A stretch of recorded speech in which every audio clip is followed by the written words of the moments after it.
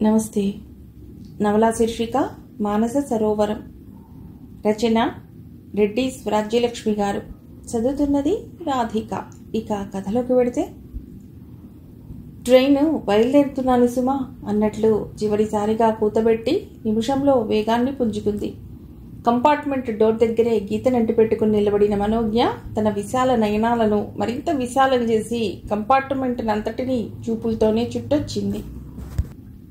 బాప్రే, మన దేశానికి ఇంత దరిద్రం ఎందుకు వచ్చిందో నాకు ఇప్పుడే అర్థమైందే గీత అంటూ గీత చెవిలో గుసగుసగా అంది. వాళ్ళిద్దరికీ సమీపంగా నిలబడ్డ పల్లెటూరి ఆసామి చెవిలో ఇరుక్కున్న జానెడు చుట్టను తీసి నోట్లో పెట్టి అగ్గిపుల్ల గీసి వెలిగించి చిద్విలాసంగా పొగను గుప్పు గుప్పున పీల్చి వదులుతుంటే మనోజ్ఞ చటుక్కున్న ముక్కు మూసుకుని, గీత ప్లీజ్ సేవ్ మీ అంది జాలిగా. మనోజ్ఞ అవస్థకు గీతకు నవ్వొచ్చింది. నేనెంత చెప్పినా విన్నావు కాదు. ఆగర్భ శ్రీమంతురాలివి. ఈ జనరల్ కంపార్ట్మెంట్స్ నీకు సరిపడవని చెప్పినా నీ మొండిపట్టు నీదే ముద్దుగా మందలించింది. ఆ మాటకు మనోజ్ఞ పెదవులు బిగించి, సరే డాడీ దగ్గర లేరన్న ఆనందాన్ని ఆవిరి చేయకు. నేనేదైతే మరిచి హాయిగా అందరి మధ్య ఊపిరి పీల్చుకోవాలనుకుంటున్నానో ఆ సంతోషం నాకు మిగలని అంది. అలాగే, కాస్త ముందుకు వెళ్ళి ఎక్కడైనా సీట్ దొరుకుతుందేమో చూద్దాం. వైజాగ్ వెళ్లే వరకు ఇలా నిలబడాలంటే నా మాట ఎలా ఉన్నా నీకు కష్టమే అంది. ఆగాగు, ఈ జనంలో 2 దూసుకు వెళ్ళడం అంటే మన పని పద్మవ్యూహంలో చిక్కుకున్న అభిమన్యుడిలాగా అవుతుంది. గీత చేయి పట్టి ఆపుతూ అంది మనోజ్ఞ. పర్వాలేదు, అదిగో ఆ 3వ వరుస సీట్లో 3 కూర్చున్నట్టున్నారు. వెళ్ళి కాస్త జరగమని రిక్వెస్ట్ చేస్తే వాళ్లే జరుగుతారు అంటూ మనోజ్ఞ చేయబట్టి నిలబడ్డ మగవాళ్ళని తప్పించుకుంటూ ముందుకెళ్ళింది గీత. ఏమండి, కాస్త అటు పక్కకు జరుగుతారా? సీటు చివరన బాసింపట్టు వేసుకుని కూర్చున్న దూదిమూటలా ఉన్న శాల్తీని అభ్యర్థించింది. ఆవిడగారు మొహం చిట్లించి, చోటేలేంది ఎక్కడకు జరగను, అయినా నా వల్ల కాదు అంది. ఆవిడని చూస్తే మనోజ్ఞకు చాలా తమాషాగా అనిపించింది. ఆవిడ చాలా లావుగా ఉంది. మనిషి వట్టి రంగుకు తగ్గట్టు ఎరుపు రంగు పట్టు చీర కట్టింది. జాకెట్ కిరువైపులా వేలాడుతున్న మాంసం ముద్దలు ట్రంక్ పెట్టె కిరువైపులా వేలాడే కొక్కాలను గుర్తు తెచ్చాయి. వంగుని అందుకోలేక కాబోలు బాస్కెట్ సీటు మీదే తన పక్క పెట్టింది. అది ట్రైన్ అన్న విషయమే మర్చిపోయి ఏదో చిరుతిండి కరక్కరా నములుతూనే ఉంది. పోనీ ట్రైన్ దిగేటప్పుడైనా మీ అంతటా మీరు లేచి దిగగలరా పిన్ని గారు? మనోజ్ఞ ప్రశ్నతో ఆ భారీ శాల్తీకి నిండా కోపం ముంచుకొచ్చింది. ఏమిటే, ఎంత మాట అన్నావే రాలుగా ఈ పిల్ల, నువ్వు పెట్టా పోషించా? ఇంకా ఆవిడ అష్టోత్తరం పూర్తి కాకుండానే గీత రానున్న ప్రమాదం గుర్తించి మనోజ్ఞ చెయ్యిబట్టి ముందుకు లాక్కెళ్ళింది. అలా దూసుకుంటూ వెళ్లటంలో 4 కాళ్ళు పచ్చడయ్యాయి. మరో 2 ముక్కులు బద్దలై వాళ్లు తిట్టుకుంటున్న గీత లెక్క చేయకుండా మరో 3 వరుసలు దాటిళ్ళాక గీత హమ్మయ్య అంది. ఎందుకే అంతలా భయపడ్డావు? మనోజ్ఞ చిరునవ్వుతో అడిగింది. భయం అంటే మామూలు భయం కాదు. ఆ హిడింబి నువ్వన్న మాటకు మనిద్దరినీ చెరో చేత్తో పట్టి అమాంతం నోట్లో వేసుకుని వడియల్లా కరకరా నమిలేస్తుందని భయపడ్డాను తెలుసా? గీత మాటలకు మనోజ్ఞ నవ్వేసింది. పాపం, ఆవిడ్ని చూస్తే నాకు చాలా జాలిగా ఉంది గీత. ఆవిడను భార్యగా భరిస్తున్న ఆ పూర్ ఫెలో ఎవరో గాని అతగాడి సహనానికి నమస్కరించాలి అంది. నిజమే, పాపం ఆ అనామకుడిని ఆ దేవుడే రక్షించాలి ఈసారి గీత కూడా అంది. గీతా డియర్, ఇలా సర్కస్ ఫీట్స్ చేస్తూ వంటికాలి మీద నిలబడటం చాలా కష్టంగా ఉంది తల్లి. డర్టీ కంపార్ట్మెంట్స్ అని వీటి సంగతి తెలియక ఎరక్కపోయి వచ్చి ఇరుక్కుపోయాను వాపోయింది మనోజ్ఞ. నేను చెప్తే విన్నావు కాదు. హాయిగా ఫస్ట్ క్లాస్లో ప్రయాణం చేద్దాం. గీత మాట పూర్తి కానివ్వకుండానే ఇక ఆపు తల్లి, మళ్ళీ సహస్రనామావళి మొదలు పెడితే వినే ఓపిక లేదు అంది మనోజ్ఞ. సరే, ఏడుస్తున్నావు కాబట్టి ఇప్పటికి క్షమించి వదిలేశాను గీత దర్పంగా అంది. ఏదో ఒక ఐడియా వేసి సీటు సంపాదించాలే గీత, లేకపోతే మన తెలివితేటలకే అర్థం లేదు ఉపాయాలు వెతుకుతూ అంది. చాలు, నీ సిలీ థింగ్స్ ఇక్కడ కట్టిపెట్టవే బాబు, లేకపోతే నా ప్రాణం మీదకు తెస్తావు గీత సన్నగా మందలిస్తూ అంది. అంటే నా తెలివితేటల్నే శంకిస్తున్నావన్నమాట. ఇది ఈ మనోజ్ఞకే అవమానం. నీ ప్రాణం మీదకు రాకుండా సీట్ ఎలా సంపాదిస్తానో చూడు మనోజ్ఞ ఉత్సాహంగా అంది. గీత మాట్లాడలేదు, కానీ లోపల మనోజ్ఞ ఎటువంటి చిక్కుల్లో పడేస్తోందోనని భయంగానే ఉంది. మరో 10 నిమిషాలు గడిచాక మనోజ్ఞ గీత చెవి దగ్గరగా నోరు పెట్టి, ఆ ఎదుటి సీటు వైపు చూడవే, సరిగ్గా 5 కూర్చున్నారు. వాళ్ళంతా ఒకే కుటుంబంలో వ్యక్తులు అనుకుంటాను. ఆ కిటికీ దగ్గరగా కూర్చుని 100 పైసల బుద్ధిమంతుడిలా పేపర్ చదువుతున్న బుద్ధావతారం ఈ చివర కూర్చున్న దంపతులకు సుపుత్రుడనుకుంటాను. ఆ మధ్య కూర్చున్న అమ్మాయి అబ్బాయి కూడా ఆ బుద్ధావతారానికి తమ్ముడు చెల్లెలై ఉంటారు. నా ఊహ కరెక్టేనంటావా అంది. గీత మనోజ్ఞ మాటలు వింటూనే అటువైపు చూసి చూడనట్టు చూపులు తిప్పి, కావచ్చు, అయితే ఏం అనాసక్తంగా అంది. ఏం లేదు, పేపర్ చదవటమే అతడి జీవిత ధ్యేయం అన్నట్లుగా అనిపిస్తోంది. ఆ ధ్యేయాన్ని మనం చిటికలో మార్చి ఆ సీటు మనం కొట్టేయాలి మనోజ్ఞ అంది. ఛా, తప్పే గీత అంది. నీ నాన్సెన్స్ సెంటిమెంట్స్ కట్టిబెట్టు, ఇది బలవంతుల రాజ్యం, ఇక నాకేం అడ్డు చెప్పక నేను చెప్పినట్టు చెయ్యి అంటూ గీత చెవిలో రహస్యంగా ఏదో చెప్పింది. మనోజ్ఞ చెప్పిన దానికి నవ్వుకుంటూ, బాప్రే నాకు భయంగా ఉందే అంది. భయం లేదు, గీయం లేదు, నేను చెప్పింది గుర్తుందిగా, గెట్ రెడీ అంది మనోజ్ఞ. ఓకే గీత అంది. అలా అన్నాక మరో 5 నిమిషాలు గడిచిందో లేదో మనోజ్ఞ కళ్ళు తిరిగిన దానిలా గీత భుజంపై ఒరిగిపోయింది. గీత ఆమె పట్ల ఎక్కడలేని ఆదుర్దా ప్రకటిస్తూ మను మను ఒక చేత్తో ఆమెను గట్టిగా పట్టుకుని మరో చేత్తో మనోజ్ఞ భుజం పట్టి కుదుపుతూ పిలిచింది. సమాధానం లేదు. కళ్ళు మూసుకుని చేతులు పట్టు తప్పిందాన్లా వేలాడేసిన మనోజ్ఞను అందరూ ప్రశ్నార్థకంగా చూశారు. అయ్యో, ఇప్పుడేం చేసేది? గీత కంగారు పడుతుంటే ఎదురుగా కూర్చున్న ఆ బుద్ధిమంతుడి గారి తల్లి చూస్తూ ఊరుకోలేకపోయింది. అదేమ్మా, ఆ అమ్మాయికి ఏం జరిగింది అడిగింది గీతను. అప్పుడప్పుడు ఇలా ఫిట్స్ వస్తుంటాయండి, ట్రైన్లో వస్తే ప్రమాదమని రావద్దంటే విన్నది కాదు. ఇప్పుడేం చేయాలో నాకేం పాలుపోవటం లేదు, దాదాపు ఏడుపు కంఠంతో అంది గీత. అయ్యో పాపం, పిల్లని చూస్తే కడిగిన ముత్యంలా ఉంది. ఈ వయసులో ఆ మాయదారి జబ్బేమిటో అని భర్త వైపు తిరిగి, ఏమండి, మీరు కాసేపు లేచి నిలబడితే ఆ అమ్మాయిని ఇక్కడ కూర్చోబెట్టి పట్టుకుని కూర్చుంటుంది. ఎంతసేపు అలా నిలబడుతుంది? సానుభూతిగా అనగానే ఆ ముసలాయన లేవబోతుంటే కిటికీ వారగా కూర్చున్న ఆ యువకుడు తన ధ్యేయాన్ని మార్చుకుని పేపర్ మడిచి, మీరు కూర్చోండి నాన్న, నేను లేస్తాను అంటూ గీత వైపు తిరిగి, మిస్, మీరు ఆమెను ఈ సీట్లో కూర్చోబెట్టి పట్టుకుని కూర్చోండి అని చెప్పాడు. చాలా థ్యాంక్స్ అండి, మీ మేలు మర్చిపోలేను కృతజ్ఞతగా అంది. నాట్ ఇట్ ఆల్, ముక్తసరిగా అని కాస్త యువతలుగా వెళ్ళి నిలబడ్డాడు. గీత ఆ గృహిణి సహాయంతో మనోజ్ఞను నడిపించి ఆ యువకుడు లేచిన సీట్లో కూర్చోబెట్టి ఆమె పక్కనే తను మనోజ్ఞ తలను తన భుజం మీద ఆంచుకుని పట్టుకుని కూర్చుంది. మనోజ్ఞ ఇంకా కళ్ళు తెరవలేదు, స్మృతి విహీనలా పడుకునుంది. అమ్మాయి ముఖం మీద కాస్త నీళ్లు చిలకరిస్తే తెలివిలో పడుతుందేమో అందామె. అవసరం లేదండి, మరో 5 నిమిషాల్లో తెలివి రావచ్చు. ఇలా దీంతో ఈ పాటలు మాకెప్పుడూ అలవాటే గీత అంది. ఏటో ఈ మాయదారి రోజులు. ఆరోగ్యంగా ఉన్న మనిషి ఈ భూమి మీద వెతికినా కనిపించడు కదా. పైకి మేడిపండులా ఉన్న ప్రతి మనిషికి ఏదో ఒక అనారోగ్యమే అంటూ వాపోయిందామె. మరో 5 నిమిషాలు గడిచాక మనోజ్ఞ నెమ్మదిగా కళ్ళు విప్పి, దాహం దాహం మెల్లిగా అంది. మను, ఏది ఇలా చూడు, తెలివొచ్చింది కదా. అమ్మయ్యా, ఇక భయం లేదు. ట్రైన్ ఈ పక్క స్టేషన్లో ఆగ్గానే సోడా తాగిస్తాలే, అంతవరకు కళ్ళు మూసుకుని పడుకో అంది గీత. మనోజ్ఞ మళ్ళీ ఈ సీట్ ఎక్కడ పోతుందోనని కాబోలు బుద్ధిగా కళ్ళు మూసుకుంది. అమ్మాయి, మీరెక్కడి వరకు వెళుతున్నారు అడిగిందామె. వైజాగ్ వెళుతున్నామండి. బంధువులింటికైనా వెళుతున్నారు? అవునండి, మా మేనత్తగారు అమ్మాయి పెళ్లికని వెళుతున్నాం చెప్పింది గీత. మేము వైజాగే వెళుతున్నాం చెప్పిందామె. అంతటితో ఆ సంభాషణ ఆగిపోయింది. తల్లి అలా అపరిచితుల్ని ప్రశ్నించినందుకు కాబోలు ఆ యువకుడు కళ్ళు విసుగ్గా ముడిచి పైన తిరుగుతున్న ఫ్యాన్ వంక చూస్తూ నిలబడ్డాడు. కళ్ళు మూసి అలా పడుకుని ఉండటం మనోజ్ఞకు విసుగనిపించి కిటికీ మీద తలవాల్చి బయటకు చూస్తూ కూర్చుంది. ప్రకృతి దృశ్యాలను చూడటం అంటే మనోజ్ఞకి ఎంతో మక్కువ. చాలాసేపటి వరకు అలా చూస్తుండటంతో నిజంగానే కళ్ళు తిరిగినట్లు అవటంతో చూపులు మరల్చి ఎదుటి సీట్లో ఉన్న వ్యక్తుల్ని గమనించింది. మనోజ్ఞ కుదరపడ్డం చూసి, ఏమ్మా, ఇప్పుడు కులాసాగానే ఉంది కదూ ఆప్యాయంగా అడిగింది ఆ యువకుడి తల్లి. మీ దయ వల్ల బాగానే ఉందండి. అనవసరంగా మీ అందరికీ శ్రమ కల్పించాను. మనోజ్ఞ నొచ్చుకుంటున్నట్లు అంది. దాందే ఉందిలేమ్మా, నువ్వలా ఉలుకు పలుకు లేకుండా పడిపోతే ఏమైందోనని భయపడిపోయాం.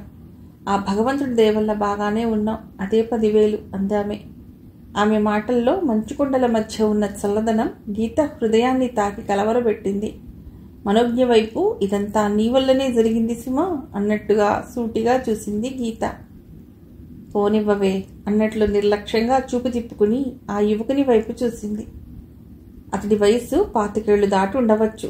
సూదిగా ఉన్న ముక్కును చూసి అతడు ముక్కుసూటిగా పోయే వ్యక్తని, కాస్త ఒత్తుగా ఉన్న కనుబొమ్మలు, చురుగ్గా చూసే కళ్ళు చూసి జీవితం పట్ల ఖచ్చితమైన అభిప్రాయాలు కలిగి తాను అనుకున్నది సాధించే మొండి మనిషిగా అతడి వ్యక్తిత్వాన్ని ఊహించుకుంది. వేసుకున్న దుస్తులను బట్టి అతడి స్థితిగతుల్ని అంచనా కట్టగలిగింది. మనోజ్ఞ తత్వమే అంత. ఎదుటి మనిషి ఆకారాన్ని బట్టి ఓ వ్యక్తిత్వాన్ని తనలో రూపకల్పన చేసుకుంటుంది. సాధారణంగా ఎవరి విషయంలో గాని ఆమె అంచనాలు తారుమారు కావు. తరచి చూస్తే మనోజ్ఞ రూపకల్పనకు ఆ ఎదుటి వ్యక్తి మనస్తత్వం అతికినట్టు సరిపోతుంది.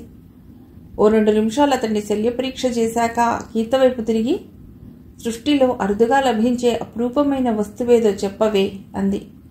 గీత ఒక్క క్షణం అయోమయంగా చూసి, నీ ప్రశ్నకు నేను సమాధానం చెప్పలేనే తల్లి. ఏది చెప్పినా నీ సమాధానానికి సరిపోకపోతే ఒప్పుకోవు. అందుకే అదేదో నువ్వే చెప్పేయి అంది. చెప్పనా? అదిగో ఆ పేపర్ వాళ్ళ మొహంలో చిరునవ్వు ఆ యువకుణ్ణి కళ్ళతోనే చూపిస్తూ మెల్లిగా అంది. మను, నీకు ఈ మధ్య చిలిపితనం ఎక్కువవుతోంది. ఈ సృష్టిలో విభిన్న ప్రవృత్తులు ప్రకృతులు కల మనుషులుంటారు. మనస్సు తీరా నవ్వాలన్నా అటువంటి అదృష్టానికి నోచుకోవాలిగా. లేమి అనే సముద్రంలో మునిగి ఈత రాక, వచ్చినా అది ఈదలేక బతుకు పోరాటం చేసేవాడు చిరునవ్వు ఎలా చిలకరించగలడు చెప్పు? పాపం, అతడు కూడా అటువంటి కోవకు చెందినవాడై ఉంటాడు సానుభూతిగా అంది గీత. అబ్బబ్బా, ఎంత బోర్ కొట్టించావే. అతడు కూడా నీజాతి పక్షేలే, అందుకే వెనకేసుకొస్తున్నావు. మూతి ముడిచి అలుక నటించింది. మనోజ్ఞ పసితనపు చేష్టకు గీత నవ్వుకుంది. గీత మనోజ్ఞలు భౌతికంగా చూస్తే భిన్న ధృవాలు. అంతస్తుల్లో అంతరాలే కాదు, స్వభావాల్లో కూడా ఇద్దరూ చుక్కెదురే. కానీ వారిద్దరి మధ్య అల్లుకుపోయిన గాఢ స్నేహాన్ని చూస్తే వింతగా ఉంటుంది. మనోజ్ఞ ఎటువంటి విషయాన్నైనా చాలా తేలిగ్గా తీసుకుంటుంది. తన బుద్ధికి తోచిందే తప్ప ఎవరి మాటలు పట్టించుకోదు. గీత అలా కాదు. ప్రతి చిన్న విషయాన్ని లోతుగా తరచి చూస్తుంది. ఎంత హాలాహలాన్నైనా మనోనిబ్బరంతో మింగాలనుకునే తత్వం, విలువైన రత్నరాశులతో పాటు బడబానలాన్ని తనలో దాచుకునే నిశ్చల సాగరం లాంటి ప్రవృత్తి గీతదైతే, త్రుళ్ళింతలాడుతూ కేరింతలు కొడుతూ బండల మీద నుండి జారిపడే జలపాతం లాంటిది మనోజ్ఞ ప్రవృత్తి. గీత దృష్టిలో మనోజ్ఞ లోకజ్ఞానం తెలియని పసిపాప, కల్మషమెరుగని నిర్మల సరసి. అందుకే మనోజ్ఞను తన ప్రాణం కంటే ఎక్కువగా ప్రేమిస్తుంది. ట్రైన్ వైజాగ్ స్టేషన్లో ఆగగానే గీత మనోజ్ఞను ఎయిర్ బ్యాగ్ తీసుకుని వెళ్ళొస్తామండి అని ఆ యువకుని తల్లితో చెప్పి ముందుకు కదిలారు. మంచిదమ్మా, ఇదిగో ఈ సామాన్లన్నీ ఉన్నాయో లేదో చూసుకుని మేము వెళతాం అంటూ సీటు కింద ఉన్న సామాన్లన్నీ ఓ చోటకు చేర్చసాగింది. వస్తున్న అమ్మాయిలిద్దరినీ చూసి ఓ పక్కకు తప్పుకుని దారిచ్చాడా యువకుడు. చూసింది 2 క్షణాలే అయినా మనోజ్ఞ రూపం అతడి స్మృతిపథంలో హత్తుకుపోయింది. స్కై కలర్ ఆర్గండీ చీరలో, మెళ్ళో ఆర్టిఫిషియల్ చైన్తో, ఒక చేతికి వాచి, మరో చేతికి ప్లాస్టిక్ గాజుతో అతి సాదాగా ఉన్న మనోజ్ఞ బొమ్మ అతడి హృదయంలో ఓ మూల చిత్రీకరించబడింది. పసిమిమేని ఛాయతో విశాలమైన సోగకళ్ళు, పల్చటి గులాబీ రంగులో ఉన్న పెదవులు, నవ్వితే కంటికి కిందుగా కాస్త ఎత్తుగా వచ్చే బుగ్గలతో మళ్లీ మళ్లీ చూడాలనిపించే ఆమె రూపం ఎవరి కళ్ళనైనా కట్టిపడేస్తుందనిపించింది అతడికి. మనోజ్ఞ పక్కనే నడుస్తున్న గీతలో అందం కన్నా అందాన్ని మించిన ఆమె వ్యక్తిత్వం చూసేవారిని ఆకట్టుకోగలదు. గీతలో కంటికి కనబడని మానసిక శక్తేదో ఆమెను మళ్లీ మళ్లీ చూసేలా చేస్తుందని అతడికి అనిపించింది. వెడుతున్న ఆ ఇద్దరిని మరోసారి చూసి 2 చేతులతో సామాన్లను అందుకుని అతడు ట్రైన్ దిగాడు. పెళ్లివారింటికి వెళ్లగానే మనోజ్ఞను తన వాళ్ళందరికీ పరిచయం చేసింది గీత. అతిథి సత్కారాలు అందుకున్నాక గీత వాళ్ల మేనత్త చూపిన గదిలోకి వెళ్లారు. గదిలోకి వెళ్లగానే ట్రైన్లో జరిగిన సంఘటన తలుచుకుని తెరలుగా నవ్వింది మనోజ్ఞ. మనోజ్ఞ ఎందుకు నవ్వుతుందో తెలిసిన గీత కూడా నవ్వుతూ, పోవే చిలిపి పిల్ల, నీ నటన చూసి నాకు నవ్వాగలేదు. నవ్వితే అందరూ కలిసి నాకు దేహశుద్ధి చేస్తారేమోనన్న భయంతో ఆగాను అంది. నువ్వు మాత్రం తక్కువ తిన్నావేమిటి? నా నటనకు నీ నటనతో మెరుగులు దిద్దావు. ఇద్దరం తోడు దొంగలమేగా అంది మనోజ్ఞ. వాళ్ళిద్దరూ అలా నవ్వుతుండగా గీత మేనత్త కూతురు, కాబోయే పెళ్లి కూతురైన హైమ ఆ గదిలోకి వస్తూ, వదినా అలా నవ్వుకుంటూ ఉన్నారెందుకు? నాతో చెప్తే మీ సంతోషంలో నేను పాలు పంచుకుంటాను అంటూ వారికెదురుగా కూర్చుంది. గీత ట్రైన్లో సీట్ కోసం పడ్డ పాటలు చెప్పి మరోసారి నవ్వింది. హేమ కూడా నవ్వి భలే వారే అంది. ఆ 2 రోజులు మనోజ్ఞకు చాలా సరదాగా కాలం గడిచిపోయింది. గీతతో పాటు పందెం వేసినట్టు పెళ్లి పనుల్లో చురుగ్గా పాల్గొంది. నీకెందుకే ఈ శ్రమ, నీ చేస్తాగా. మీ ఇంటి దగ్గర కాలు కింద పెట్టనివ్వకుండా చూసుకునే నౌకర్లున్నారు. ఇక్కడ నువ్వు కష్టపడటం నేను చూడలేకపోతున్నాను గీత నొచ్చుకుంటూ అంది. నోర్మయ్, నేను ముందే చెప్పానుగా నేనేం చేసినా మాట్లాడొద్దని. ఇప్పుడు ఇలా అడ్డు పెట్టావంటే ఇలాగే వెళ్ళి ట్రైన్ ఎక్కేస్తాను తెలుసా బెదిరించింది. వద్దులే, అంత పని మాత్రం చేయకు. నేను నీతో పాటు పరిగెత్తుకుంటూ రాలేను గీత ఫన్నీగా అంది. పెళ్లి నిరాటంకంగా నిరాడంబరంగా జరిగిపోయింది. పెళ్లి తంతును ఆసక్తిగా తిలకిస్తున్న మనోజ్ఞ భుజం మీద చేయేసి, మను, మాలాంటి మిడిల్ క్లాస్ ఫ్యామిలీస్లో పెళ్లిళ్ళు ఎంత సింపుల్గా జరుగుతాయో గ్రహించావా? మీలాంటి కలవారిళ్లలో జరుపుకునే బర్త్డే ఫంక్షన్లో 10వ వంతైనా లేదు కదా. కానీ ఇదే మాకు మొయ్యలేని బరువు గీత అంది. గీత, అంత తట్టుకోలేని స్థితిలో అప్పు చేసేనా ఇలా ఆర్భాటం చేయటం ఎందుకు? హాయిగా ఏ గుళ్ళోనైనా 10 మంది పెద్దల ముందు పెళ్లి సింపుల్గా జరిపించేయచ్చుగా. నిజమే, కానీ మాలాంటి ఫ్యామిలీస్లో అది జరిగే పని కాదు. శ్రీమంతుల ఇంట్లో ఆర్భాటంగా జరిగిన పెళ్లి గురించి ప్రజలెంత గొప్పగా చెప్పుకుంటారో అలాగే అతి సింపుల్గా జరిగిన వాళ్ళ గొప్పకు ఏమాత్రం తక్కువ రాదు. వాళ్ళని గురించి ఎంతో నిరాడంబరులుగా చక్కని సంస్కారం ఉన్నవారిగా శ్లాఘిస్తారు. అదే మా ఇళ్లలో అయితే 10 మందికి భోజనమైనా పెట్టని పెళ్లి ఏం పెళ్లి, భలే తేలిగ్గా వదలగొట్టేశారు అంటూ చులకన చేసి మాట్లాడతారు. అందుకే ఓపిక లేని పరుగులు పెట్టి అలసిపోవటానికైనా ఒప్పుకుంటారు, కానీ ఆర్భాటాల అలజడి నుండి తప్పుకోలేరు. గీత చెప్తున్న వాస్తవాన్ని ఆసక్తిగా వింటున్న మనోజ్ఞ, పూర్ క్రీచర్స్, వాళ్ల పీకకు వాళ్ల చేతులతోనే ఉరి తగిలించుకుంటున్నారన్నమాట జాలిగా అంది. అలాగే అనుకోవాలి మరి. గీత అంతటితో ఊరుకుంది. పెళ్ళయ్యాక వైజాగ్ నుండి వచ్చేస్తున్నప్పుడు గీత మేనత్త ఆ ఇద్దరికీ బొట్టు పెట్టి చెరో జాకెట్టు ముక్క చేతికి ఇచ్చింది. వాళ్ళింటి దగ్గర నుండి వచ్చేస్తుంటే మనోజ్ఞకు రాజప్రాసాదం నుండి అరణ్యవాసానికి వెడుతున్నట్టే దిగులుగా అనిపించింది. రాజమండ్రి స్టేషన్లో దిగాక మనోజ్ఞ వద్దంటున్నా వినకుండా ఆమె వెంట మనోజ్ఞ ఇంటికి వచ్చింది గీత. ఇల్లు సమీపిస్తుండగా మనోజ్ఞ, గీత, నాకేమిటో దిగులుగా ఉందే వేలగా అంది. చటుక్కున మనోజ్ఞ చేయి పట్టుకుని నిమురుతూ, ఎందుకే మను దిగులు ఆప్యాయంగా అడిగింది. ఈ 4 రోజులు నీతో ఎంతో హాయిగా గడిపాను. ఇప్పుడు ఒంటరిగా ఆ లంకింట్లో ఉండాలంటే నా బాధ నీకు అర్థం కాదు మనోజ్ఞ నిట్టూరుస్తూ అంది. అర్థమైంది మను, ఇటువంటి సమయంలోనే నువ్వు నాకు పూర్తిగా అపరిచితలాగా అనిపిస్తావు. నేను రోజు చూసే మను కాక నీలో మరో మనోజ్ఞ దాగి ఉందేమోనని ఆశ్చర్యపోతుంటాను. ఈ ఒక్కరోజుకు ఎలాగో గడిపాయి. రేపు ఉదయమే కాలేజీకి వెళ్ళేటప్పుడు మీ ఇంటికి నేను వస్తానుగా గీత ఓదార్చింది. రిక్షా 6 అంతస్తుల భవనం ముందాగానే మనోజ్ఞ రిక్షాలో నుండి దిగి ఎయిర్ బ్యాగ్ తీసుకుని, వస్తానే గీత, రేపు ఉదయం వస్తావుగా అంది. తప్పకుండా వస్తాను, గుడ్ బై, టాటా చెప్పి రిక్షా పోనీమంది గీత. మనోజ్ఞని లోపల నుండి చూసిన మాలి వెంకన్న వచ్చి వీధి గేటు తెరిచి సవినయంగా నిలబడ్డాడు. బాగున్నావా వెంకన్న, లోపలికి వస్తూ అంది. బాగానే ఉన్నా తల్లి, 4 రోజుల నుండి మీరు లేక ఇల్లే చిన్నబోయింది అన్నాడు. మనోజ్ఞ నవ్వుతూ చెప్టాకి ఇరువైపులా ఉన్న పూల మొక్కల్ని స్పృశిస్తూ చెంగు చెంగున భవనం వైపు సాగిపోయింది. హాల్లోకి వెళ్ళగానే భుజానున్న ఎయిర్ బ్యాగ్ సోఫాలోకి విసిరి, ఆంటీ, ఓ ఆంటీ అంటూ వరుసగా ఉన్న గదులు దాటి కిచెన్ వైపు వెళ్ళింది. లోపలికొచ్చిన మనోజ్ఞని చూసిన సావిత్రమ్మ, వచ్చేసావా బిజ్జు అంది. వచ్చేసానా ఆంటీ. సావిత్రమ్మ మెడ చుట్టూ చేతులు వేసి గారాలు పోయింది. అబ్బా ఆంటీ, ఆకలి నకనకలాడుతోంది, అన్నం పెట్టవు. ఎందుకు పెట్టను, వెళ్ళి స్నానం చేసిరా, ప్రయాణం చేసొచ్చావుగా, ముఖం వాడిపోయినట్లుంది అంది సావిత్రమ్మ. లాభం లేదు, ఇప్పుడు స్నానం చేసే ఓపిక లేదు, చేతులు కడుక్కొస్తాను, అన్నం పెట్టి అంటూ సింక్ దగ్గరికి వెళ్ళి చేతులు కడుక్కుని నాప్కిన్తో తుడుచుకుంటూ వెళ్ళి డైనింగ్ టేబుల్ ముందు కూర్చుంది. మనోజ్ఞకు అన్నం పెట్టి ఆమె ముందు కూర్చుని, పెళ్ళి ఎలా జరిగింది విజ్జు? ఆ వాతావరణంలో నువ్వు అసలు ఇమ్మడగలిగావా? ఆసక్తిగా అడిగింది సావిత్రమ్మ. ఆంటీ, నిజం చెప్పాలంటే ఇక్కడ కంటే నాకు అక్కడే హాయిగా ఉన్నట్లు అనిపించింది. గీతా వాళ్ళ ఆంటీ కూడా నీలాగే నన్ను ఎంతో ఆప్యాయంగా చూసేది. ఆవిడ్ని చూస్తే నిన్ను చూస్తున్నట్లే అనిపించింది. వాళ్ళిల్లు మన అవుట్ హౌస్ కన్నా చిన్నదే, అయినా నాకేం ఇబ్బంది అనిపించలేదు. హుషారుగా చెప్తున్న మేనకోడలి వైపు ఆత్మీయంగా చూసింది సావిత్రమ్మ. ఆంటీ, డాడీ వచ్చేసారా? హఠాత్తుగా అన్నం తినడమ్మా అని అడిగింది. అన్నయ్యను వెళ్ళిన మర్నాడే వచ్చేశాడు. సావిత్రమ్మ చెప్తుంటే నోట మాట రాలేదు మనోజ్ఞకు. మరి మరి నా గురించి అడిగారా? తడారిపోతున్న గొంతుతో అడిగింది. వస్తూనే నీ గురించి అడిగాడు. నువ్వేం చెప్పావు? పెళ్ళికని వైజాగ్ వెళ్ళామని చెప్పా. ఓ గాడ్, చంపావు. ఇప్పుడెలా? దిగులుగా అంది. ఆపై ముద్ద మింగుడు పడలేదు.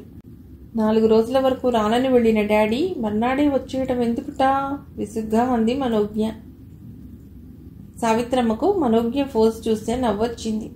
ఏమో తల్లి, ఇంతకాలంగా ఈ ఇంట్లో ఉంటున్నా అన్నయ్య మనస్తత్వం ఏమిటో నాకు అర్థమై వస్తేగా. బిజినెస్ టూర్ అంటూ వెళ్ళినవాడు వెళ్ళిన మర్నాడే వచ్చేశాడు. అప్పుడే వెళ్ళిన పని పూర్తయిందా అని అడిగితే సమాధానం చెప్పకుండా విజ్జు ఏది అని అడిగాడు. దాన్ని బట్టి అర్థమవుతుందిగా, ఆయన గారు నిన్నొదిలి ఒక్క క్షణమైనా ఉండలేడే విజ్జు అంది. నేనమ్మను, డాడీకి అసలు నా మీద ప్రేమన్నదే ఉండదు. కళ్ళల్లో నీరు ఊడుతుండగా అంది మనోజ్ఞ. ఛా, అదే మాట విజ్జు. అన్నయ్యకు నువ్వంటే ప్రాణం, కానీ ఎందుకో ఆ సత్యాన్ని బయటపడనివ్వకుండా పైకి నీ ముందలా సింహంలా గుర్రు పెడుతూ నిన్ను హడలెత్తిస్తాడు. లోపల ప్రేమ సముద్రం పొంగుతున్నా పైకి నిప్పులు జరుగుతాడు. సావిత్రమ్మ మాటలకు అయిష్టంగా మొహం పెట్టి అన్నం కెలుగుతూ కూర్చుంది. ఏటలా ఆలోచిస్తూ కూర్చున్నావు? ముందు అన్నం తినే, సావిత్రమ్మ హెచ్చరించింది. మనోజ్ఞ పెరుగన్నం తిని చేయి కడుక్కుంటుండగానే రంగన్న గదిగుమ్మంలో నిలబడి, బిజ్జమ్మగోరు తమన్ని అయ్యగోరు రమ్మంటున్నారు అని చెప్పి వెళ్ళిపోయాడు. మనోజ్ఞ గుండెల్లో రాయి పడింది. నిస్సహాయంగా ఆంటీ వైపు చూసింది. పర్వాలేదు, వెళ్ళు అన్నట్లు చూపులతోనే ధైర్యాన్ని ఇచ్చింది ఆమె. నెమ్మదిగా పిల్లిలా అడుగులేస్తూ ఒక్కో మెట్టు ఎక్కి వెళ్ళి తండ్రి గది గుమ్మం ముందు తటపటాయిస్తూ ఆగింది. ఎస్, కమెన్. లోపల నుండి శ్రీనివాసరావు గారి గొంతు గంభీరంగా వినిపించింది. మనోజ్ఞ కటెన్ తప్పించి లోపల అడుగుపెట్టింది. లోపలికి వచ్చి నిలబడ్డ కూతురి వైపు కొద్ది క్షణాలు రెప్పవాల్సకుండా చూస్తుండిపోయారు. ఆ చూపుల్లో ఆత్మీయత ఉందో లేదో మనోజ్ఞ దృష్టికి అందదు. డాడీ పిలిచారుట. ఆ చూపుల నుండి తప్పించుకోవటానికి మెల్లిగా అంది. అవును, ఇలా వచ్చి కూర్చో బిజ్జు, సోఫాలో తన పక్కన చోటు చూపిస్తూ అన్నారు. మెల్లిగా నడిచి వెళ్ళి తండ్రి పక్కనే కూర్చుంది. బిజ్జు, వైజాగ్ విశేషాలేమిటి? మామూలుగా అడిగారు. ఒక్కసారి తండ్రి మొహంలోకి అనుమానంగా చూసి ఏమాత్రం లేకపోవటంతో ఉత్సాహంగా అక్కడి విషయాలు చెప్పసాగింది. ఉత్సాహంలో గుర్తించలేదు గాని ఆయన చూపులెందుకో చురకత్తులుగా మారాయి. Stop it Biju! ఆయన కేకతో మనోజ్ఞ నోరు ఠక్కున మూతపడింది. చెక్క బొమ్మల తండ్రి వైపే చూస్తుండిపోయింది. బిజ్జు, వైజాగ్ ఈ అవతారంలోనే వెళ్ళావా? తీక్షణంగా అడుగుతుంటే అప్పుడు స్మృతిలోకి వచ్చిన మనోజ్ఞ ఒక్కసారిగా తన వైపు చూసుకుని నాలుగు కురుక్కుంది. ఐఎమ్ సారీ డాడీ, జాలిగా చూసింది. ఆ చూపుల్లోని అమాయకత శ్రీనివాసరావు గారు తెచ్చిపెట్టుకున్న కోపాన్ని చిటికెలో కరిగించేస్తుంది. అయినా బింకం సడలనియ్యరు. అదే ఆయన గొప్పతనం.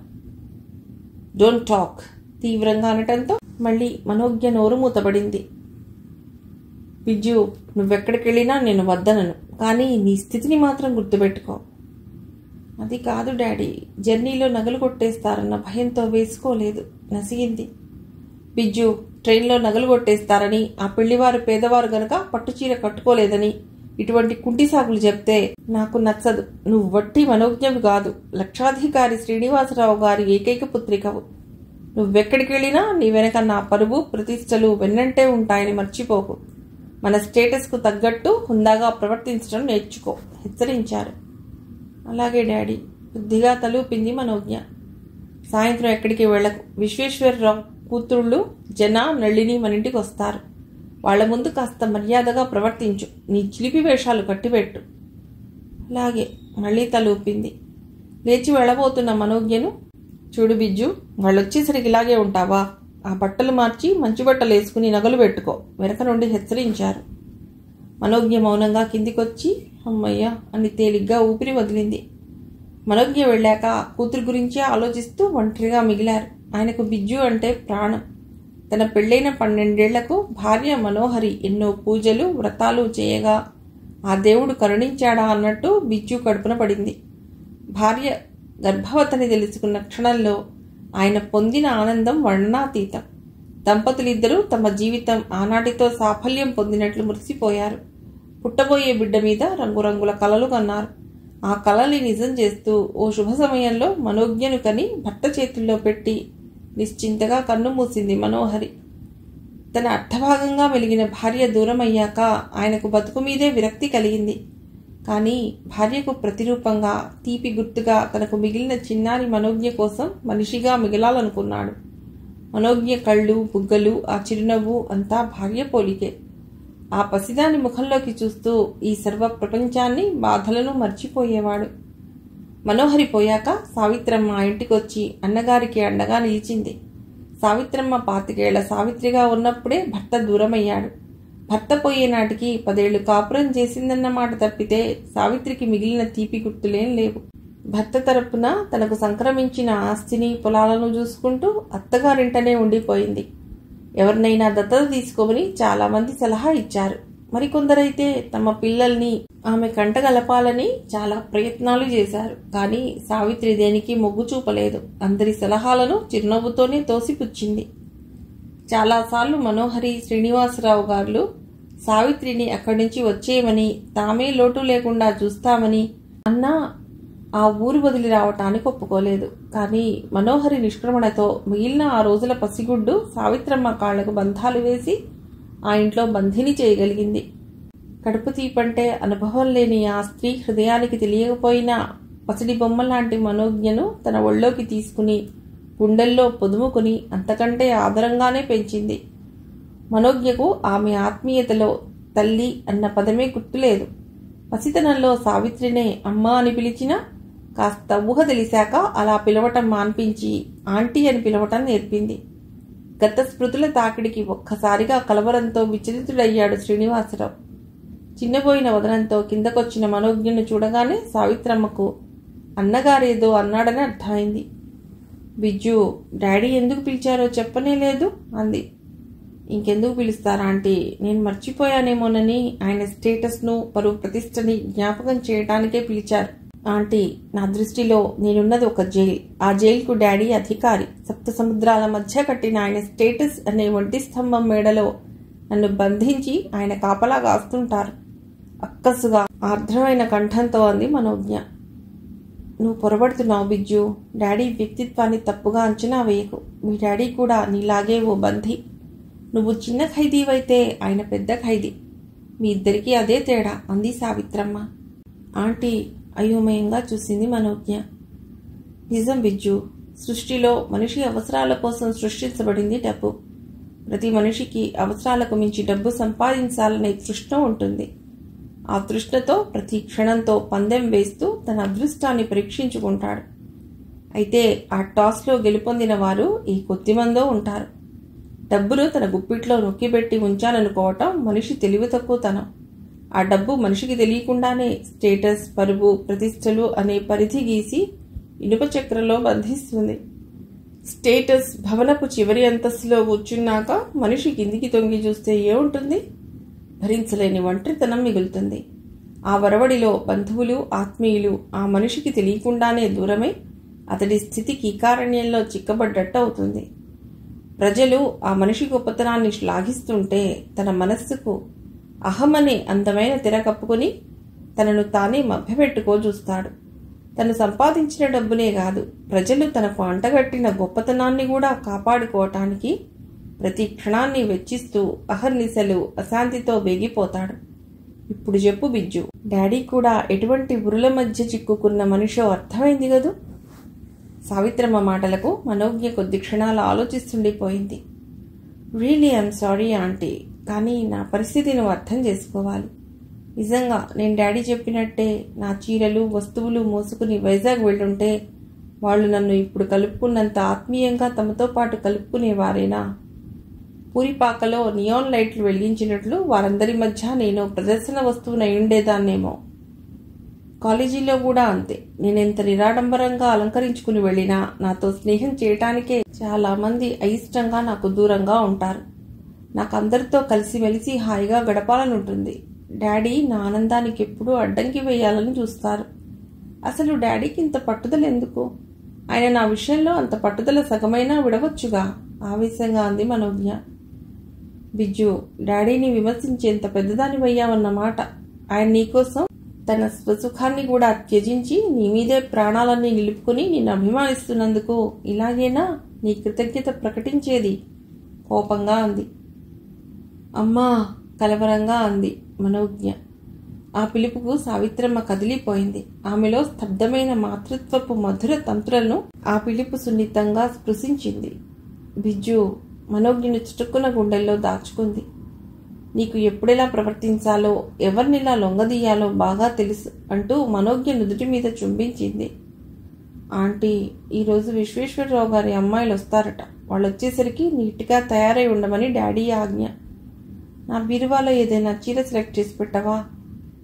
అలాగే, ముందెళ్ళి 1 గంట రెస్ట్ తీసుకో. టీ తాగాక స్నానం చేసి డ్రెస్ మార్చుకుందువు గాని. నువ్వు లేచేసరికి నేను అన్నీ రెడీ చేసి ఉంచుతాగా. Aunty, you very good. ఆవిడ బుగ్గ మీద ముద్దు పెట్టుకుని తన గదిలోకి వెళ్ళిపోయింది మనోజ్ఞ. అనుకున్నట్లుగానే సాయంత్రం 5 గంటలు అవుతుండగా విశ్వేశ్వరరావు గారి గారాల పట్టిలిద్దరూ శ్రీనివాసరావు గారింటికి వచ్చారు. అక్కా చెల్లెళ్ళిద్దరూ ఏ ఫంక్షన్కి వెళ్ళినా పేరెంటానికి వచ్చిన ఒకే రకం చీర జాకెట్టు కట్టుకుని ఒకే రకమైన నగల సెట్టులతో అలంకరించుకుని యూనిఫామ్గా వస్తారు. ఇప్పుడు అలాగే కోరా రంగులో కింద జానెడు వెడల్పుతో నీలం రంగు డిజైన్తో ఉన్న పట్టు చీరలు సింగారించి ముత్యాల నగలు ధరించారు. తల్లో కూడా తెల్ల గులాబీలు తురుముకున్నారు.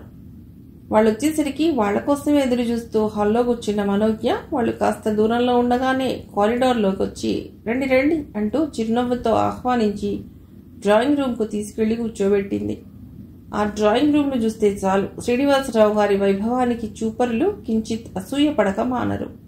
గోడలకు అందమైన పెయింటింగ్స్తో విలువైన ఫర్నిచర్తో సినిమా సెట్టింగ్లా ఉంటుంది. వాళ్ళిద్దరూ కూర్చున్నాక వారికి ఎదురుగా మరో సోఫాలో కూర్చుంటూ డాడీ మీరు వస్తారని ఉదయమే చెప్పారు. ఏమిటి విశేషం? చిరునవ్వుతో అడిగింది. మా అన్నయ్య గారి అబ్బాయికి రేపు బర్త్డే ఫంక్షన్ ఏర్పాటు చేశారు. మీకు ఇన్విటేషన్ ఇచ్చి ప్రత్యేకంగా ఆహ్వానించాలని వచ్చాం, సుజన అంది. మీ అన్నయ్య గారి అబ్బాయికి ఇప్పుడు 2వ సంవత్సరం అనుకుంటాను. కాదు, 3 ఏళ్లు పూర్తయి 4వ ఏడు వస్తుంది. ఇదిగో ఇన్విటేషన్ తీసుకోండి. సాయంత్రం అప్సరాలో ఫంక్షన్ ఏర్పాటు చేశాం. పార్టీ అయ్యాక డిన్నర్ కూడా ఉంది. తప్పకుండా వస్తారుగా. సుజన మనోజ్ఞ చేతికి ఇన్విటేషన్ ఇస్తూ ఆహ్వానించింది. తప్పకుండా వస్తాను, ప్రామిస్ చేసింది మనోజ్ఞ. మీరు కట్టుకున్న చీర చాలా బాగుంది. ఇక్కడ కొన్నదేనా? ఏ షాప్లో తీశారు? మనోజ్ఞ కట్టుకున్న చీర వంక ఆసక్తిగా చూస్తూ అడిగింది నళిని. అది నెమలికన్ను రంగులో ఉన్న పట్టు చీర. ఆ చీర మనోజ్ఞకు కూడా చాలా నచ్చింది. ఇక్కడ కొన్నది కాదనుకుంటాను. డాడీ మొన్న బొంబాయి నుండి తెచ్చుంటారు, మనోజ్ఞ చెప్పింది. అవును, అంకుల్ బొంబాయి నుండి వస్తూ ఏవో మంచి చీరలు తీసుకొచ్చినట్లు చెప్పారు. మీకు రబ్బల గాజులు కూడా తెచ్చారటగా. అభ్యంతరం లేకుంటే చూపిస్తారా? డిజైన్ మోడర్న్గా ఉంటే మళ్ళీసారి మా డాడీ వెళ్ళినప్పుడు మేము కొనిపించుకుంటాం అడిగింది నళిని. రవ్వల గాజులా? డాడీ తీసుకొచ్చినట్టే నాకు తెలియదు, మనోజ్ఞ వింతగా అంది. ఆ మాటలు నళినికి నమ్మకం కలిగించలేదు. మీ డాడీ రవ్వల గాజులు తెచ్చిన విషయం నీకు తెలియదా? నళిని మాటల్లో రవ్వంత వ్యంగ్యం మిళితమై ఉండటం గమనించిన మనోజ్ఞ మొహం ఎర్రబారింది. సారీ, నిజంగా నాకు తెలియదు. 4 రోజుల కిందటే వైజాగ్ వెళ్ళి మధ్యాహ్నమే వచ్చాను. ఆంటీ ఇంకా నాకు ఆ విషయం చెప్పలేదు అంది.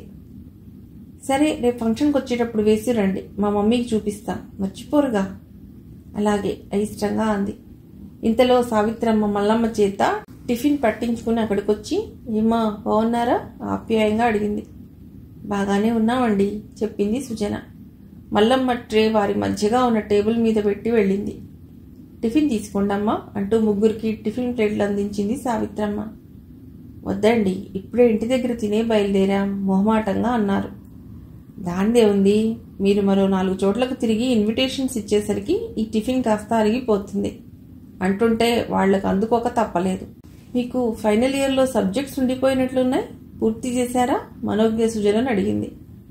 పూర్తి చేయలేదు, రేపు అక్టోబర్కి వెళ్ళాలి. అన్నట్టు మీరు ఫైనల్ ఇయర్కి వస్తారనుకుంటాను. బాగా చదువుతున్నారా? సుజన అడిగింది. బాగానే చదువుతున్నాను, తప్పకుండా క్లాస్ తెచ్చుకోవాలన్నదే నా పట్టుదల, మనోజ్ఞ అంది. అదృష్టవంతులు, చదువంటే మీలో శ్రద్ధ ఉంది కాబట్టి తప్పకుండా క్లాస్ వస్తుంది, సృజన అంది. వాళ్ళు టిఫిన్ తినడం ముగించాక సావిత్రమ్మ లోపలికెళ్ళి మల్లమ్మ చేత కూల్ డ్రింక్స్ పంపించింది. తర్వాత సుజన, నళిని మనోజ్ఞను మరోసారి ఆహ్వానించి మరీ వెళ్లారు. వాళ్ళిద్దరూ వెళ్ళిపోయినా మనోజ్ఞ మనస్సు కుదుటపడనే లేదు. అదృష్టవంతులు అన్న సుజన మాటల్లో దాగిన అసూయ మనోజ్ఞ మనసు ఇట్టే పసిగట్టింది. తనను ఎరిగిన వారంతా తన ముఖం మీదే నువ్వు అదృష్టవంతురాలివి అంటారు. ఇన్ని లక్షల ఆస్తికి ఏకైక వారసురాలు కావటమే తనకున్న అదృష్టమా? కన్న తల్లి, తోడబుట్టిన వాళ్ళు ఎవరూ లేకుండా ఒంటరిగా ఉండటంలో ఉన్న బాధ లాంటిదో తనకు తప్ప ఎవరికి తెలుస్తుంది? నాన్న ఉన్న ఆయన ఆప్యాయత పొందలేని తన దురదృష్టం ఎవరికి కనిపిస్తుంది? గీత ఈ విషయంలో తనకంటే అదృష్టవంతురాలు. దానికి వాళ్ళ నాన్నగారి దగ్గరెంతో చనువు. ఏ విషయమైనా తండ్రి కూతురులలా కాకుండా చక్కటి స్నేహితుల్లా సంభాషించుకుంటారు. ఆయన తనకెదురైన ప్రతి సమస్యను గీతతో చర్చించి ఆమె సలహా అడుగుతారు. వాళ్ల సాన్నిహిత్యం చూసి తనెంతో వెల్తిగా ఫీల్ అవుతుంది. ఈ రకమైన ఆలోచనలతో మనోజ్ఞ మనస్సు చేదు తిన్నట్లయింది. ఉదయం డైనింగ్ రూమ్కి వచ్చిన అన్నగారిని చూడగానే టిఫిన్ తెమ్మంటావా అన్నయ్య అడిగింది సావిత్రమ్మ. ఇంకా వద్దు, బిజ్జుని రాణి సావిత్రి టేబుల్ ముందు కుర్చీలో కూర్చున్నారు. బిజ్జు వచ్చేసరికి నీకు ఆలస్యం అవుతుంది. ఏ, ఇంకా నిద్ర లేవలేదా? ఇంతకుముందే లేచి పేస్ట్ బ్రష్ తీసుకుని బాత్రూంలోకి వెళ్ళింది. అది స్నానం చేసి వచ్చేసరికి ఓ అరగంట అన్నా పడుతుంది. పర్వాలేదులే అంటున్న అన్నగారికి ఇంకేం చెప్పలేక లోపలికి వెళ్ళి, బిజ్జు, డాడీ నీకోసం ఎదురు చూస్తున్నారు, త్వరగా స్నానం చేసిరా హెచ్చరించి మళ్లీ లోపలికి వచ్చింది. తండ్రి మాట వినగానే చకచకా తన పనులు పావుగంట తెమల్చుకుని డైనింగ్ రూమ్కి వచ్చింది మనోజ్ఞ. తండ్రి పక్కన ఉన్న మరో కుర్చీలో కూర్చుంటూ గుడ్ మార్నింగ్ డాడీ అంది. Good morning Biju. ఇటు తిరిగి కూతురు వైపు చూశారు. మరూన్ కలర్ మ్యాక్సీ ధరించిన మనోజ్ఞ ఆయన కళ్లకు పసిపిల్లలా కనిపించింది. సావిత్రమ్మ టిఫిన్ తెచ్చేలోగా నీ చదువులా సాగుతోంది అడిగారు. బాగానే చదువుతున్నాను డాడీ, తప్పకుండా క్లాస్ వస్తుంది నమ్మకంగా అంది. గుడ్. నెక్స్ట్ నీ ఐడియా ఏమిటి? ఇంకా 6 నెలలు టైం ఉందిగా డాడీ, అప్పుడే ఏం చెప్పగలను నసుగుతూ అంది. అలా అంటే ఒప్పుకోను. ప్రతి విద్యార్థికి తన భవిష్యత్తు కార్యక్రమం పట్ల ఓ ధ్యేయం అంటూ ఉంటుంది. అది నాకు తెలుసు. నీ ఆలోచన ఏమిటో చెప్పు. మీరు పర్మిషన్ ఇస్తే ఎంఏ చదవాలనుంది డాడీ. అనుమతించకపోతే? కూతురి మొహంలోకి సూటిగా చూశారు. ఆ ఒక్క మాటతో మనోజ్ఞ వదనం కందిపోవటం ఆయన గమనించారు. అనుమతించకపోతే ఇంటి దగ్గరే ఉండి ప్రైవేట్గా ఎంఏకి వెడతాను. ఆ ఒక్క మాటలో తన పట్టుదలను సూచిస్తూ అంది. మంచి నిర్ణయమే అని ఊరుకున్నారు. ఇంతలో సావిత్రమ్మ బేసిన్లో పూరీలు, చిన్న డిష్లో కూర పట్టుకొచ్చి ఇద్దరికీ చెరో ప్లేట్లో 2 పూరీలు వేసింది. మనోజ్ఞ ముఖ కవళికలు చూసి ఆ ఇద్దరి మధ్య జరిగిందేమిటో ఊహించ ప్రయత్నిస్తూ సావిత్రమ్మ మౌనంగా నిలబడింది. సావిత్రి, బిజ్జుకు మరో 2 పూరీలు వేయి ఆజ్ఞాపించారు చెల్లెల్ని. వద్దా ఆంటీ, నేనిక తినలేను మనోజ్ఞ అంది. పోనీ నీకిష్టమని కొబ్బరి చట్నీ చేసి ఇడ్లీలు వేశాను, ఇవి తిను అంటూ లోపలికెళ్ళి వేడివేడి ఇడ్లీలు ప్లేట్లో వేసి తెచ్చి మనోజ్ఞ ముందు పెట్టింది. ముందు చెప్పలేదేమో ఆంటీ, పూరీలు మాని ఇడ్లీలే తినేదాన్నిగా అంది. అందుకే చెప్పలేదు. ఇప్పుడైతేనే నీకు కావలసిందని తిను నవ్వుతూ కమ్మని నేతిని ఇడ్లీల మీద ఉంచుతూ అంది సావిత్రమ్మ. లాభం లేదా ఆంటీ, కావలసిందని తింటే నా పని గోవిందా. కూతురన్న తీరుకు శ్రీనివాసరావు గారికి నవ్వొచ్చింది. ఏరా బిజ్జు, నీకు డైటింగ్ చేయాలన్న నియమం ఏదైనా ఉన్నదా? అదేం లేదు డాడీ. ఫస్ట్ అవర్లో క్లాస్ తీసుకునే హిడింబి అంటే మాకందరికీ హడల్. ఎక్కువ తింటే కాస్త బద్ధకంగా ఉండి ప్రధ్యానంగా కూర్చుంటే చాలు, చెవి మెలేసి మరీ మత్తు మొదలగొడుతుంది అంది. హిడింబా? మీ లెక్చరర్ పేరు చాలా మోడర్న్గా ఉంది బిజ్జు అన్న తండ్రి మాటలకు నాలుగు కొరుక్కుంటూ అంది. ఆవిడ అసలు పేరు కాదు డాడీ, మా స్టూడెంట్స్ పెట్టుకున్న ముద్దు పేరు చెప్పింది. ఆయన విని వినట్టు ఊరుకుని సావిత్రమ్మ తెచ్చిన పాల గ్లాస్ అందుకున్నారు. బిజ్జు, సాయంత్రం ఫంక్షన్ మాట జ్ఞాపకం ఉందిగా హఠాత్తుగా అన్నారు. గుర్తుంది డాడీ, ఆ అబ్బాయికి ఏదైనా గిఫ్ట్ ఇవ్వాలిగా. నీ కొందేస్తాలే. సాయంత్రం 1 గంట ముందుగా కాలేజీ నుండి ఇంటికి వచ్చి 5 అక్కడ ఉండాలి. నేను వచ్చేసరికి ఆలస్యం అవుతుందనుకో, నేను వచ్చే వరకు నువ్వు అక్కడే ఉండు. రాత్రి డిన్నర్ అయ్యాక ఇద్దరం కలిసి వచ్చేయచ్చు చెప్పారు. అలాగే. మనోజ్ఞ పాలు తాగి తన గదికి వెళ్ళింది. సరిగ్గా 9 అవుతుండగా గీత, మను ఏం చేస్తున్నావంటూ మనోజ్ఞ గదిలోకి వచ్చింది. నువ్వటే రారా ఆహ్వానించింది. ఇంకా తయారవ్వలేదు? కొంపదీసి కాలేజీకి ఎగనామం పెట్టదలుచుకున్నావా? మ్యాక్సీలో ఉన్న మనోజ్ఞను చూసి అడిగింది గీత. నేను రెడీ కావడం ఎంత, క్షణంలో చీర కట్టుకొస్తాను. నువ్వు ముందులా కూర్చో అంటూ మంచం మీద కూర్చోబెట్టి హ్యాంగర్కు తగిలించి ఉన్న చీర తీసుకుని డ్రెస్సింగ్ రూమ్కి వెళ్ళింది. గీత మనోజ్ఞ వచ్చే వరకు చేతిలో ఉన్న నోట్స్ తెరిచి చదువుతూ కూర్చుంది. 5 నిమిషాల్లో చీర కట్టుకుని బొట్టు దిద్దుకుని తలదువ్వుకుంటూ గీత కూర్చున్న గదిలోకి వచ్చింది. మనోజ్ఞవి నిడుపైన కురులు, తల చిక్కుదీస్తూ, గీత, డాడీ నేను వైజాగ్ నుండి వచ్చేసరికి ఇంట్లో ఉన్నారు. 3 రోజులు ముందుగానే వచ్చేసారట. ఆంటీ అలా చెప్పగానే ఆయనతో చెప్పకుండా వెళ్ళినందుకు ఏమంటారోనని భయపడ్డాను. కానీ డాడీ ఏ కళలున్నారో వైజాగ్ వచ్చినందుకు ఏమీ అనలేదు చెప్పింది. మనోజ్ఞ మాటలకు గీత నుండి రెస్పాన్స్ లేకపోవడంతో గీత వైపు చూసిన మనోజ్ఞ చకితవుతూ, అదేమిటే అలా రెప్పవేయకుండా చూస్తున్నావు? నేను ఇలా కనిపిస్తున్నానేమిటి అంది. విజ్జు, నిజంగా నువ్వెంత అందంగా ఉంటావో తెలుసా?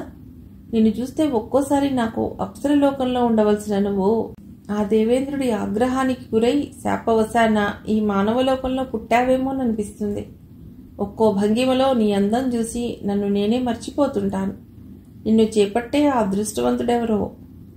గీత మాటలకు మనోజ్ఞ చిరుకోపంగా చూస్తూ, ఏ గీత, నువ్వు నన్నులా పిలిచావంటే ఊరుకోను. నేనేమైనా చిన్న పాపనా? బిజ్జు అంటే పలకటానికి. డాడీ ఆంటీ కూడా నన్ను అలా పిలిస్తే నాకు బాగుండటం లేదు. నువ్వు కూడా మొదలెడితే నాకు పారిపోవాలనిపిస్తుంది అంది. సరే, ఇక అలా పిలవన్లే కానీ త్వరగా జడేసుకో, టైం అవుతోంది చేతి వాచి వంక చూసుకుంటూ అంది గీత. అదిగో అయిపోయింది అంటూ గబగబా జడేసుకుని బుక్స్ అద్దుకుని లోపలికి వెళ్ళి ఆంటీతో వెళ్తున్నట్టు చెప్పి గీతతో పాటు బయటకు నడిచింది మనోజ్ఞ. దారిలో గీత, మను, ఈరోజు నీరజకు పెళ్లి చూపులట. వాళ్ళమ్మ ఉదయం మా ఇంటికి వచ్చి చెప్పింది అంది. మళ్ళీ మరో పరీక్ష మొదలన్నమాట. ఇలా పెళ్లి చూపులకంటూ చూసుకోవటానికి ఇప్పటికెంతమంది వచ్చి ఉంటారో చెప్పవే. 6 అంకెలు దాటే ఉంటాయి. ఏమిటో దురదృష్టం. నీరజ కన్ను ముక్కు తీరు బాగానే ఉంటుంది. అయినా ఏ ఒక్కరికి ఆమె నచ్చటం లేదు. నచ్చంది నీరజ అందం కాదేమను, నీరజ తండ్రి ఇస్తానన్న కట్నం కసిగా అంది గీత. ఇప్పుడు రాబోయే ఈయన గారి రేటెంతటా? 15,000 అడుగుతున్నట్ట. అయితే ఇది కూడా కుదిరే ఆశ కనుచూపు మేరలో కనబడటం లేదన్నమాట. అలాగే అనుకోవాలి. నీరజ తండ్రి 5-6 వేలకు ఎక్కువ ఇచ్చే స్థితిలో లేడు. అంత తక్కువ కట్నానికి ఎవ్వరూ చేసుకోవటం లేదు. అంతంత కట్నాలు అడుగుతున్నారు. ఇంతకీ ఆయన గారు ఉద్యోగం ఏమిటిటా? తాలూకు ఆఫీసులో క్లర్క్ట. ఇంకే 2 చేతులా సంపాదిస్తాడు వ్యంగ్యంగా అంది మనోజ్ఞ. నువ్వన్నది నిజమేనే. 2 చేతులా సంపాదించే ఉద్యోగం చేయటం అబ్బాయికున్న అడిషనల్ అట్రాక్షన్గా భావించుకుంటున్నాడు. అమ్మాయి అత్తింట్లో సుఖపడాలన్న ధ్యేయంతో ఆ అబ్బాయి క్వాలిఫికేషన్ డిజిగ్నేషన్తో పాటు అబ్బాయికి పై ఆదాయం వస్తుందా అన్నది తరచి చూస్తారు అమ్మాయి తల్లిదండ్రులు. పై ఆదాయం వచ్చేసేట్టుంటే చాలు. వాళ్ళెంత కట్నం కోరినా అప్పు చేసో ఆస్తి తెగనమ్మో ఆ తిరుపతి ముడుపు చెల్లించి అమ్మాయిని అత్తవారింటికి సాగనంపి తేలిగ్గా ఊపిరొదులుతారు. డబ్బు సంపాదించడానికి ప్రతి మనిషి అక్రమ మార్గాన్ని అనుసరించడం నేటి వ్యవస్థ పతనానికి నిదర్శనం. ఆ విధంగా అంది గీత. కరెక్ట్. నేటి వ్యవస్థకు పట్టిన ఈ అవినీతి రోగం క్యాన్సర్ లాంటిది. దీనికి అసలు ట్రీట్మెంటే లేదు మనోజ్ఞ అంది. బాగా చెప్పావు. నిజంగా మన దేశంలో నిరుద్యోగం తర్వాత పెనుభూతంలా పట్టి పీడించే 2వ సమస్య వరకట్నం. ఎన్ని శతాబ్దాలు గడిచినా ఆడవారి పరిస్థితిలో మార్పు లేదు.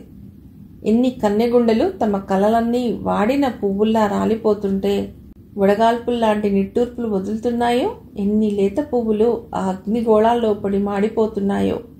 ఈ పరిస్థితిలో ఉన్న స్త్రీ జాతిని రక్షించటానికి రాజా రామ్మోహన్ రాయ్, వీరేశలింగం పంతులు లాంటి సంస్కర్తలు మళ్లీ పుట్టాలేమో.